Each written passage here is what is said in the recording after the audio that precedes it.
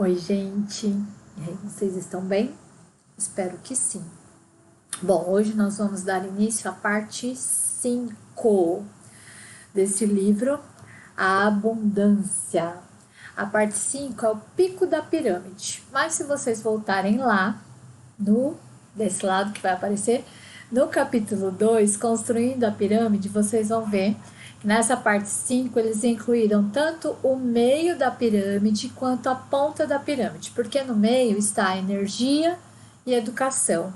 E no pico está a saúde e liberdade. Hoje nós vamos falar sobre a energia. O capítulo 3 é voltado para a energia. E o próximo capítulo sobre a educação e assim, respectivamente. Ah, mas você está chegando agora?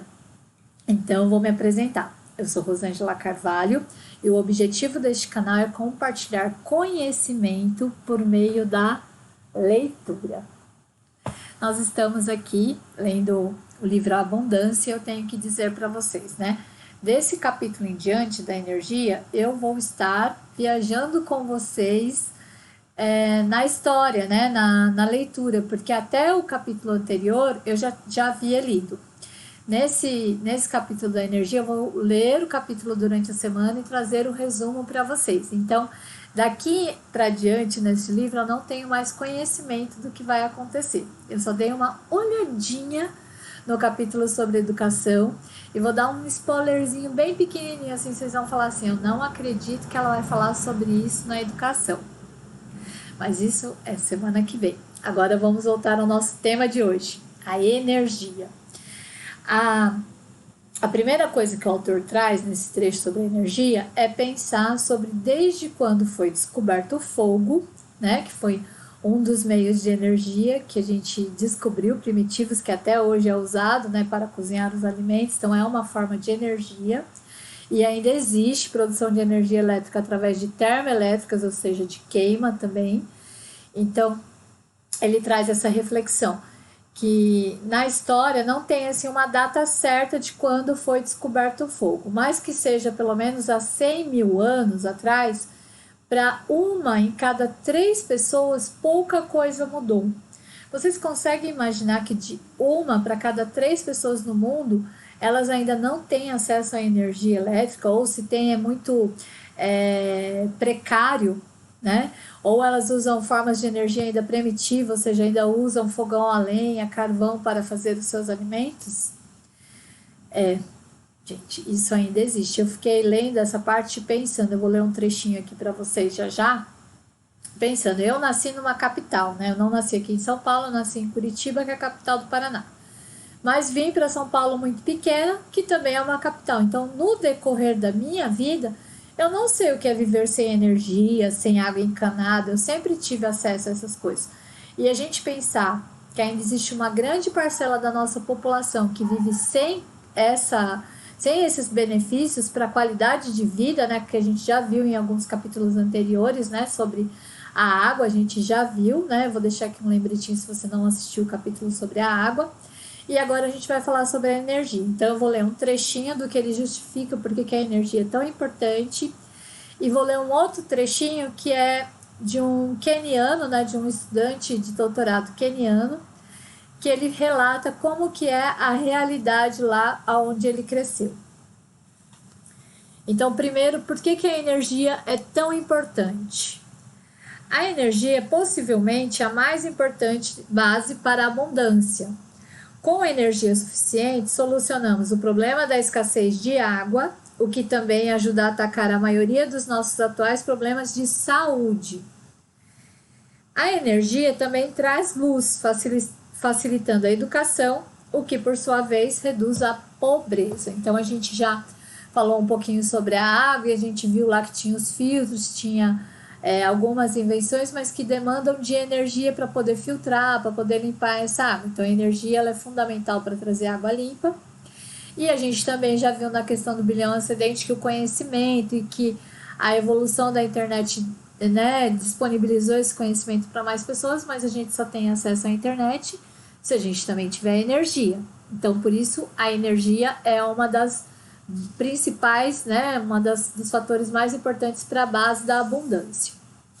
E agora eu vou ler um trechinho que é o Mercy Njima, um estudante de doutorado queniano. Ele passou o verão lá na Faculdade da Singularidade, né, da Universidade da Singularidade, que vocês sabem que é do autor desse livro.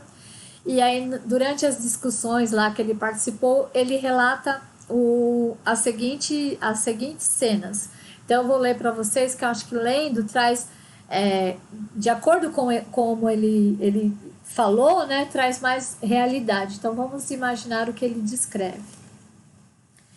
Imagine ter que depender da queima de lenha, esterco ou refúgio das colheitas para cozinhar, sofrendo os efeitos de fumaças tóxicas, potencialmente fatais, emitidas por este combustível. Imagine estar desesperadamente doente e ser rejeitado por uma clínica porque falta eletricidade e ela não consegue oferecer sequer o tratamento mais simples. Imagine seus amigos vivendo sob a sombra de doenças ameaçadoras porque não há vacinas vitais, por falta de refrigeração. Imagine que você ou sua parceira esteja grávida e entre em trabalho de parto à noite e não dispõe de luz, analgésicos ou o único meio de salvar a si ou ao bebê em caso de complicações. É doído isso, né, gente? A gente imaginar isso e imaginar que tem pessoas que vivem nessa condição. Então, lá na África subsaariana, 70% das pessoas ainda não têm acesso à energia elétrica. E trazendo aqui para a nossa realidade, né, aqui nós temos cerca de 2 milhões de pessoas no Brasil que não têm acesso à energia elétrica. Quando a gente pensa num Brasil de 200 milhões de pessoas, 2 milhões parece ser pouco. Mas quando a gente pensa em 2 milhões de pessoas, né, de você juntar 2 milhões de pessoas e pensar que elas não têm energia elétrica, é muito, gente, é muita gente. E elas estão principalmente na região norte do nosso país, né, os estados de Amazonas, Acre, Roraima, onde tem ainda as comunidades indígenas, quilombolas, os assentamentos de sem terra. Então, nessas áreas que ainda não tem a energia elétrica. E aí você pensa, imagina viver nessas condições. E aí ele traz pra gente algumas alternativas nesse capítulo. Então eu vou ler um outro trechinho aqui já falando das alternativas que ele está trazendo de coisas, né, pra gente produzir energia. Ultimamente, porém, a maior oportunidade é o Sol, por ser descentralizado, plenamente democrático e estar disponível para todos, né? Já diz aquele velho ditado, né? O Sol nasceu para todos. A África é dotada de desertos subutilizados e se situa em latitudes com altos níveis de insolação.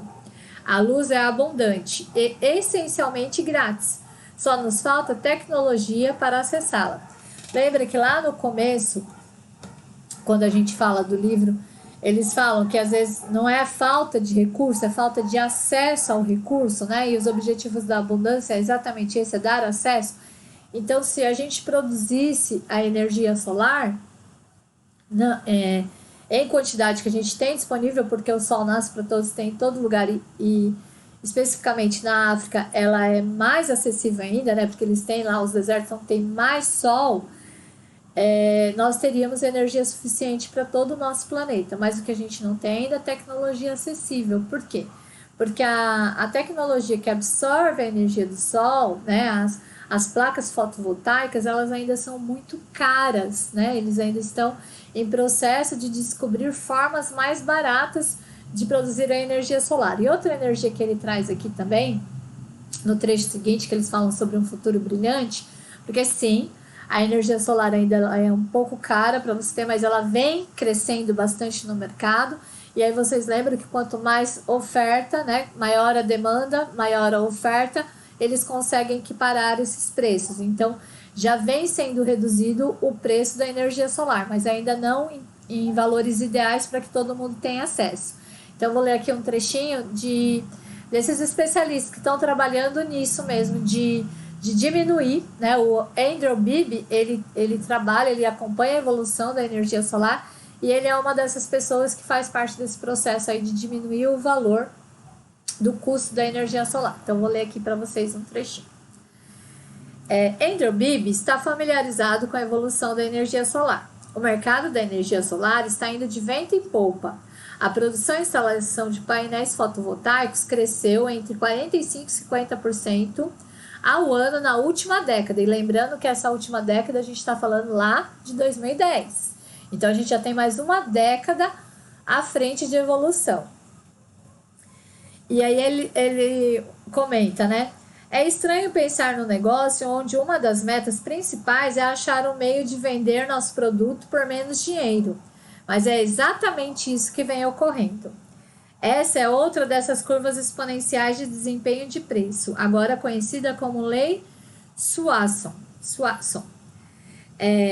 De acordo com Swanson, a redução do custo é essencialmente uma curva do aprendizado para técnicas de fabricação e eficiência de produção. Lembra que a gente já falou, né, da impressão 3D que evita desperdício de coisas, e quanto melhor eu produzo algo, menor pode ser o seu custo, como a gente já viu na construção dos chips, né, no armazenamento. Então, eles estão procurando fazer a mesma coisa com a energia solar. Então, produzir num valor mais em conta, mas usando o quê? Melhor eficiência e melhor tecnologia. Essa é o objetivo deles, né, com a energia solar. Outra energia também que eles trabalham bastante é a energia eólica, né? Eles também falam da equiparidade, né, de você ter energia solar e energia eólica, que são energias limpas. Lembrando que isso também é muito importante para a preservação do meio ambiente. Tanto a energia solar quanto a energia eólica, elas são energias limpas, porque as energias à base de queima, né, de carvão, elas produzem os gases tóxicos, e a gente ainda tem muitas pessoas que produzem essa energia, né, energia termoelétrica, a partir do aquecimento, né, da queima de carvão ou de madeira. Outra opção, ele traz bastante dados, tá, gente? Eu vou fazer bem resumidinho aqui, porque é muito dado que ele traz sobre a energia. E outra opção é a vida sintética, né, como salvação, ou seja, as algas fazendo fotossíntese para produzir biocombustível. Não sei se vocês lembram, mas eu vou trazer para vocês o personagem, vou deixar aqui o lembrete, ele tá lá no capítulo 6, o Craig Venter, né, que ele tem lá o seu laboratório verde, e o objetivo dele é produzir biocombustíveis baratos, e ele tá nesse processo lá, né, nessa luta, e a gente já fala um pouquinho dele lá no capítulo 6, mas ele volta aqui porque ele está trabalhando com os biocombustíveis. Então ele tem lá um centro de reabilitação de algas, né? Vou ler um trechinho aqui para vocês do que um dos diretores lá do setor sobre biocombustível fala, e ele vem para complementar. Paul Husler, né? Ele explica: o nosso biocombustível tem 3 exigências: luz solar, CO2, lembra que CO2 é o gás carbônico, tá? É o que a gente emite quando a gente inspira oxigênio e a gente emite gás carbônico. E água marinha. O motivo de usarmos água marinha é que não queremos competir por terras agrícolas ou água agrícola. Lembra quanto que a agricultura consome da água do planeta? O CO2 é o problema maior, por isso o sequestro de CO2 seria ótimo, enquanto reduz o aquecimento global, fornece uma fonte de energia concentrada. Não sei o quanto você se lembra da escola, mas a fotossíntese é como as plantas convertem energia luminosa em energia química. Vocês se lembram da fotossíntese?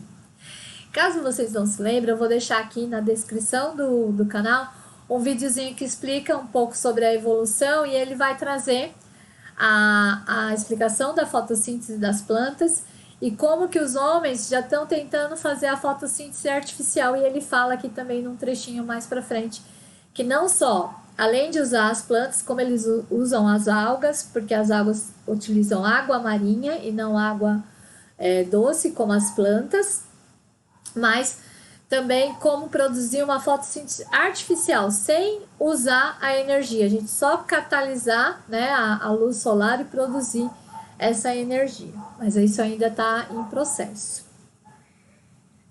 Durante o dia, as plantas usam a luz solar para decompor a água em hidrogênio e oxigênio, e depois combiná-la com o dióxido de carbono, ou seja, né, que é o que a gente produz também com as fumaças dos carros, todo esse processo que causa o aquecimento global. e transformar o resultado no combustível de hidrocarboneto chamado bioóleo, que costumam usar à noite para reparo. Nosso objetivo é produzir em massa de forma confiável esses bioóleos. Então, aí nesse momento, o Kergeventer, ele entra, né, na conversa e ele fala, o povo está sendo humilde, né? O que a gente quer é realmente produzir esses biocombustíveis que eles vão ter uma capacidade de produção energética muito maior do que a gente já imaginou. Só que tem uma questão, né? Tanto a energia solar quanto a energia das algas, né, das fotossíntese, elas não são ainda escaláveis e elas ainda têm um problema com o armazenamento. Mas antes de eu falar um pouquinho desse trecho, eu vou ler aqui quando ele fala da ideia de fazer a fotossíntese artificial. Mas o Departamento de Energia, aqui eles estão falando do Departamento de Energia dos Estados Unidos, tá? Que também estão em busca dessas energias limpas, biocombustíveis, energia solar, e a gente ainda vai ver aqui mais para frente nesse capítulo mesmo, a energia nuclear. Não está apostando apenas nos biocombustíveis para satisfazer essa necessidade. O órgão também está interessado na fotossíntese artificial. Estamos projetando um processo de fotossíntese artificial, diz Harry Watchwater, né, diretor do Centro de Pesquisas de Energia Sustentável da Caltech, um dos principais cientistas do projeto. Com artificial, quero dizer que não há nenhum componente vivo ou orgânico em todo o sistema. Estamos basicamente transformando luz solar, água e CO2 em combustíveis armazenáveis e transportáveis, que chamamos de combustíveis solares, para atender aos outros 2/3 de nossa necessidade de consumo de energia não atendidos pelas células fotovoltaicas normais. Não apenas esses combustíveis solares serão capazes de acionar nossos carros e aquecer nossos prédios, como diz o Atwater, acredita que conseguirá aumentar a eficiência da fotossíntese em 10 vezes, talvez 100 vezes, significando que os combustíveis solares poderiam substituir completamente os combustíveis fósseis. Lembra que uma das nossas principais fontes de combustível é o petróleo, né? É um combustível fóssil altamente poluente. Então, quando a gente fala em energia limpa, energia solar, energia eólica, a gente está pensando nisso também, em limpar o nosso ambiente. E aí, como eu estava dizendo antes, a gente tem um grande problema, que é o problema de armazenamento. A gente ainda não tem um lugar, a gente tem energia solar se tiver sol, energia eólica se tiver vento, mas a gente não tem ainda como armazenar. Mas isso também eles têm projetos desenvolvendo aí super baterias, super armazenadores de energia para a gente usar como se fossem geradores, né? Como a gente tem os geradores de emergência quando falta energia. Então, eles já estão produzindo esses geradores, mas que usando a energia solar ou eólica, mas também está em processo de produção. Aí a gente vai chegar no próximo trecho, que é a energia nuclear. E o personagem desse trecho é o Nathan Myhrvold, acredito que é assim que fala o nome dele. E a quarta geração. Por que eles estão falando de quarta geração? Porque a energia nuclear, ela, se vocês lembrarem, ela data aí da década de 50, 60, né? A gente teve a bomba atômica que é baseada na energia nuclear e teve vazamento, né, de Chernobyl. Então, o percurso histórico da energia nuclear não é muito otimista, né? Muito pelo contrário, ele é pessimista, porque ele deixa o ambiente contaminado por muitos e muitos anos. Mas os estudos da quarta geração, e por isso muita gente está investindo nessa área agora, é porque eles estão encontrando formas de produzir energia nuclear não poluente, né? E muito pelo contrário, eles estão usando o urânio, né, que é o lixo radioativo, né, da energia nuclear, para fazer o efeito reverso. Então, aquilo que eles tinham que desperdiçar, né, o lixo atômico, ele vai ser usado para produzir a energia nuclear. É isso que eles estão trazendo aqui como a quarta geração. E esse personagem, né, o Nathan Myhrvold, ele é um cara assim super genial, né? Ele é super dotado, ele entrou na faculdade aos 14 anos, com 23 ele já era doutorado. Ele é fotógrafo e chefe de cozinha nos seus tempos livres e ele trabalhou muitos anos para o Bill Gates e ele se aposentou. E quando ele se aposentou lá com seu quase $1 bilhão, ele resolveu procurar um objetivo. Lembra dos tecnofilântropos, né? Que eles têm tudo. Mas e aí? Qual vai ser o desafio que eu vou enfrentar agora? Então eu vou ler para vocês o desafio que ele escolheu enfrentar. Nathan Myhrvold aprecia um bom desafio, talvez mais do que a maioria das pessoas. Para mim, diz ele, o problema a ser resolvido nesse século é como fornecer níveis norte-americanos de energia livre de carbono a todas as pessoas do mundo. Um desafio energético colossal. E Myhrvold não está enganado. A civilização atual consome 17 terawatts de energia. A maior parte de fontes geradoras de CO2, como eu disse, né? A maior parte geradoras de gás carbônico. Ao mesmo tempo, se quisermos estabilizar a quantidade de CO2 na atmosfera em 450 partes por milhão, a cifra consensual para evitar uma mudança climática drástica, precisamos substituir cerca de 13 desses 16 terawatts por energia limpa. Em outros termos, a cada ano, os seres humanos despejam 26 bilhões de toneladas de gás carbônico na atmosfera, ou cerca de 5 toneladas por cada pessoa no planeta. Mas existem outros, entre eles, Myhrvold, que acreditam numa outra opção de energia, energia nuclear.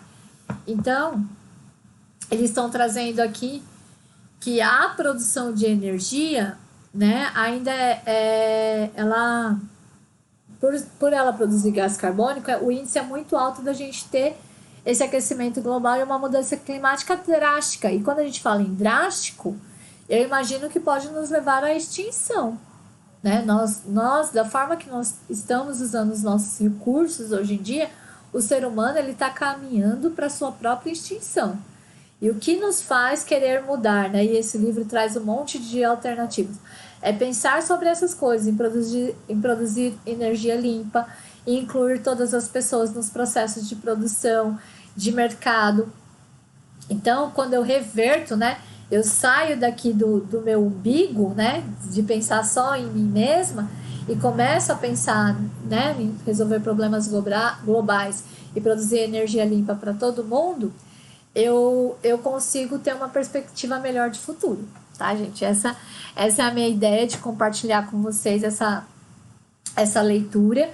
E essa é a minha ideia, né? E quando eu comecei a ler esse livro, que eu falei, nossa, eu preciso compartilhar com as pessoas. Então, eu vou ler aqui mais um trechinho dele falando, que eu falei que agora eles estão usando, né? Revertendo lá o lixo atômico em energia. Então, eu vou ler o trechinho aqui para vocês. As tecnologias da quarta geração são de dois tipos principais.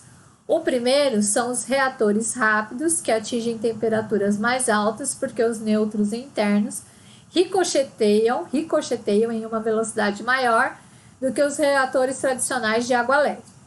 Esse calor extra dá aos reatores rápidos a capacidade de transformar o lixo nuclear, ou urânio e o plutônio excedentes e perigosos, em eletricidade.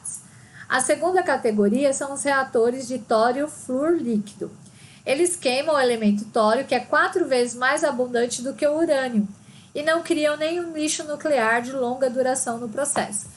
Então, vejam que eles estão procurando outro elemento que cria uma energia até mais rápida e que não usa o urânio e o plutônio, que era o que deixava o ar, o solo, tudo contaminado. Então, é a evolução da energia nuclear trazendo isso pra gente. Então, tudo isso está em processo, mas é importante, eu acho meio complexo, tá, gente? Se vocês não entenderam, eu também confesso para vocês que algumas coisas eu não entendi, mas alguns trechos eu acho que é importante ler para vocês, que daí vocês podem pesquisar, né? Deem um Google, pesquisem mais profundamente. E também eu vou deixar para vocês aqui na descrição do vídeo um vídeo do Myhrvold, que eu achei incrível. Não é sobre energia, né? Mas é para vocês conhecerem um pouco o que é esse Nathan, o que é essa pessoa, Nathan Myhrvold. É um vídeo que ele fala, que ele traz sobre forma, que lembra que ele é um fotógrafo e um chefe de cozinha. Então ele une essas coisas nesse vídeo e ele fez um livro muito legal falando sobre os processos de cozimento dos alimentos. É um vídeo de 10 minutinhos, curtinho, mas que eu achei bem bacana. E aí eu recomendo que vocês assistam para entender. Quando eu falo, já falei em alguns outros vídeos, que às vezes a gente se especializar numa coisa só não é legal. Que às vezes a gente unindo, né, vários conhecimentos, a gente amplia horizontes. Então ele uniu a fotografia com a culinária, fez esse livro, mas não só isso. Ele fala sobre física, sobre química, sobre várias outras coisas. Então, como a gente pode ampliar os nossos conhecimentos a partir de coisas simples como o cozinhar, né? Então, isso que me encantou. E é por isso que eu vou deixar o vídeo aqui para vocês. E aí, vamos supor, né? Superamos tudo isso, temos energia nuclear, energia eólica, energia solar, mas como que a gente faz para distribuir tudo isso, né? Como seria essa energia perfeita? Então, aqui o autor e outros estudiosos falam que a energia perfeita seria aquela que fizesse como a internet fez, né? Aí ele até dá o nome de Enernet, né? Baseado na internet. Porque antes da internet virar lá o www, que todo mundo tem acesso, o vídeo era só de um lugar. A mensagem de voz era só de outro lugar, né? O vídeo era basicamente televisão, mensagem de voz basicamente telefone. A comunicação era feita por outros meios de transmissão. E a internet, ela fez o quê? Ela juntou tudo isso. Lembra no capítulo anterior que a gente falou sobre desmaterialização? Então, ela uniu tudo isso e desmaterializou algumas coisas nesse processo. Então, eles pensam que a energia perfeita, ela vai trazer isso. E aí, então, por que a energia e quais são as possibilidades dessa energia abundante, né? Então, resolvemos todos os problemas, temos energia para desperdiçar. Mas a gente não vai desperdiçar. Então, o que a gente pode fazer com essa energia? Então, eu vou ler o último trecho para vocês desse capítulo, das possibilidades do que eles já pensaram em fazer com essa energia abundante. Então, o que fazemos com uma energia desperdiçável? Claro que Metcalfe é um dos estudiosos aí, dos que estão nesse processo aí de produzir energia limpa. Vem pensando nisso já faz algum tempo. Primeiro, ele propõe: por que não reduzir substancialmente o preço da energia, fazendo disparar o crescimento econômico do planeta? Segundo, poderíamos realmente abrir a fronteira espacial, usando essa energia para enviar milhões de pessoas à Lua ou a Marte. Terceiro, com essa quantidade de energia, seria possível suprir cada pessoa da Terra com o padrão norte-americano de água fresca e limpa diariamente. Lembra do padrão norte-americano? Ele está lá no capítulo 1, nosso maior desafio. E quarto, que tal usar essa energia para remover o CO2 da atmosfera terrestre? Conheço um professor da Universidade de Calgary, David Cate, que desenvolveu uma tal máquina. Suprindo-a com energia barata, poderíamos até resolver o problema do aquecimento global. Estou certo de que existe uma lista bem maior de ótimos exemplos. Então, aqui a gente conclui a questão da energia. Então, veja o potencial para a abundância que a energia limpa e renovável poderia trazer. Então, é isso que a gente espera, né? Que eles consigam e que a gente consiga viver para ver isso, né? E eu encerro por aqui. O nosso próximo capítulo é minha área de interesse pessoal, é educação. Lembra do spoiler que eu dei no começo, né? Vocês não vão acreditar no que eu vou falar, mas eu vou falar. Um beijo e até a semana que vem.